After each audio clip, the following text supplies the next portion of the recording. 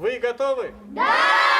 Урок начался. Шамил объясняет основы фото- и видеомонтажного искусства. Рассказывает о том, какую роль играет корреспондент и оператор. Дети внимательно слушают. Когда вы нажимаете на кнопку, на эту матрицу попадает свет, и тот свет, который туда попал, он записывается.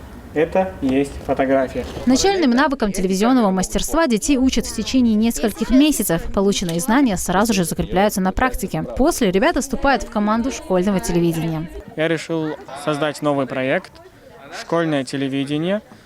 И в 2019 году я защищался на Северокавказском молодежном форуме «Машук», в ходе которого эксперты Федерального агентства по делам молодежи поддержали мой проект. Я выиграл грант на реализацию этого проекта. Проект уникальный. В его рамках дети будут создавать сюжеты на школьные темы, освещать праздники, придумывать различные тематические рубрики. Кроме того, это хорошая площадка для профориентации учащихся, развития их творческих и профессиональных навыков. Для них будут организованы различные мастер-классы от ведущих специалистов в этом направлении. У нас есть уже договоренности с Министерством информации и печати.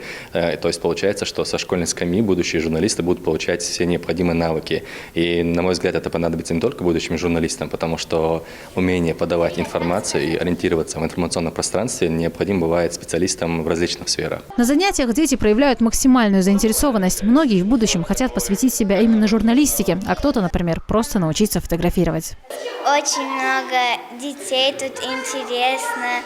Учат, как правильно снимать. Шамиль очень хороший учитель. Он обучает новому. Пользоваться камерой, фотографировать. Я хотела бы, чтобы эти занятия были каждый день. Мне было любопытно, что там такое, и я решила прийти.